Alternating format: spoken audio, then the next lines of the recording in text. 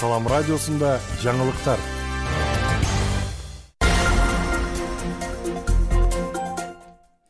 Саламатсыздарбы? 26-июлга алынган жаңылыктар менен сиздерди мен Айжамал Амирова тааныштырам. Алгач жаңылыктардан кыскача түрмөк.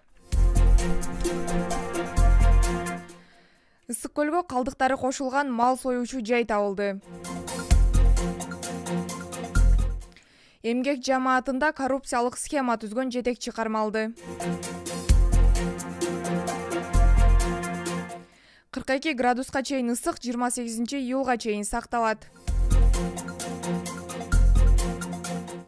Баткендик ишкерлерге 0% жана 3%дан насыя берилүүдө. Баткендик бүтүрүүчүлөргө жогорку билим алууда жеңилдиктер каралды. Эми ушул жаңылыктар менен кененирээк.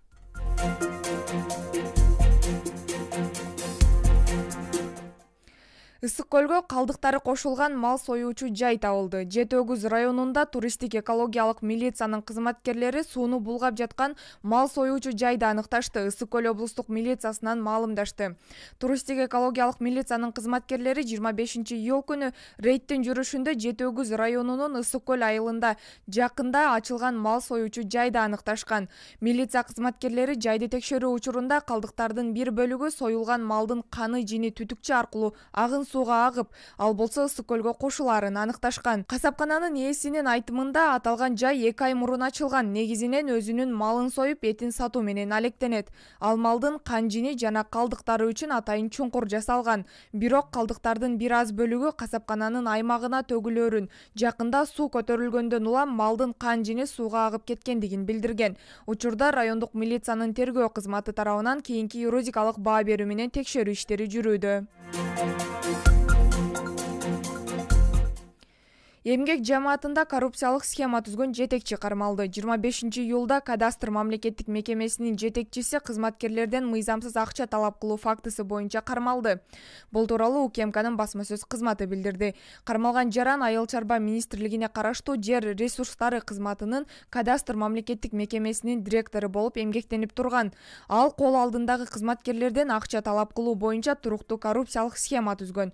Кылмыш ишин иликтөөнүн жүрүшүндө текшерүү органдарына өткөрүп берүү шылтоосу менен кадастр мамлекеттик мекемесинин кызматкерлеринин эмгек акысынан дагы 3-6 миң сом мыйзамсыз кармап калуу фактысы документтештирилген. Алынган далилдердин негизинде кармалган жаран тергөө абагына киргизилген.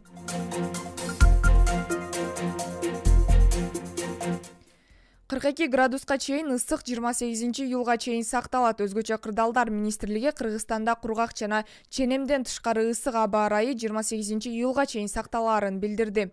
Абанын күндүзгү табы Чүй өрөөнүндө +36, +41 градус, Талас өрөөнүндө +34, +39, Ош, Жалал Абад, Баткен облустарынын өрөөндөрүндө +37, +42 градуска чейин, Тоо этектеринде +34, +39, Суу Самыр өрөөнүндө +27, +32, Ысык көл өрөөнүндө +29, +34, Нарын облусунун дыйканчылык аймактарында +31, +36 градуска чейин, тоолуу райондордо +24, +29, бийик тоолордо +14, +19 градуска чейин көтөрүлүшү күтүлөт.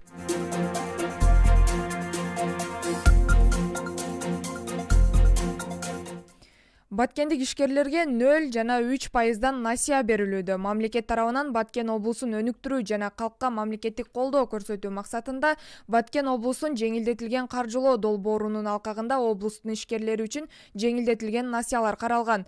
Насыя Баткен облусунун жарандары үчүн гана берилет. Ошондой эле насыя катары алынган каражатты облустун аймагында гана пайдалануу кажет. Жеңилдетилген насыялар Айыл банк, РСК банк, Кремет банк аркылуу берилүүдө. Өкмөт тарабынан каралган насыянын жалпы суммасы 470 миллион сомду түзөт. Насыя 0%дан жана 3%дан берилет. Тагыраагы 3 жылга чейин пайызсыз, 4-5 жыл үчүн үстөк пайызы 3%ды түзөт деп билдирди Айыл банктын Баткен филиалынын насыя бөлүмүнүн башчысы Аслан Орозов. Жеңилдетилген насыя Баткен облусунда экспорт, импорт үчүн товарлардын өндүрүүчүлөргө мал чарбачылыгы, туризм жана башка бардык тармактарда өндүрүш ишканаларын ачууда каалаган ишкерлердин долбоорлору үчүн берилет. Адистер жеңилдетилген насыяны алуу эле эмес, аны максаттуу пайдалануу маанилүү дейт. Мындан улам ишкерлер насыяны максатсыз иштеткени аныкталса, насыянын пайызы 18%га жогорулайт.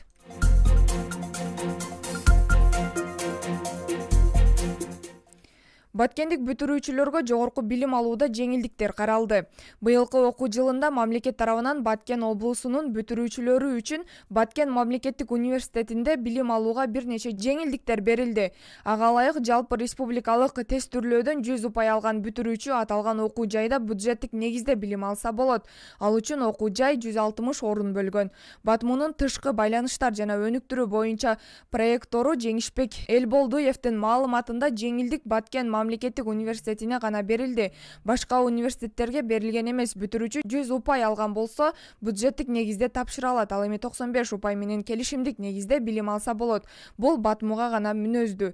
Бул жеңилдиктерди берүүдө чек ара статусун алган айылдардын бүтүрүүчүлөрүнө артыкчылык берилүүдө. Окуу жайдан билдиришкендей, чек ара тилкесинде жашаган жана 62 чек ара статусун алган айылдардан келген абитуриенттер өзгөчө тартипте кабыл алынат. Ошондой эле ден соолугунан мүмкүнчүлүгү чектелген жана ата-энесинен ажыраган студенттерге жеңилдиктер каралган. Эгер Баткен мамлекеттик университетинде белгиленген бюджеттик орундар Баткен облусунун бүтүрүүчүлөрүнөн артса, бул жеңилдиктерден өлкөнүн башка аймактарындагы бүтүрүүчүлөр да пайдаланса болот. Максат билим алууга умтулган жаштарды колдоо, аймактын кадр маселесин чечүү, дейт окуу жайдын жетекчилиги. Облустук бийликтин маалыматына таянсак, учурда облустун 43 бүтүрүүчүсү Бишкек шаарында аскердик окуу жайда билим алууда. Акыркы 2 жылда баткендик жаштардын билим алуусу үчүн бир катар жогорку окуу жайларда жеңил шарттар түзүлүүдө. Бул жеңилдиктер Баткендин борбордон алыстыгын, аймактын элинин жашоо шартын эске алуу менен чек арадагы элди ар тараптуу колдоо максатында каралган.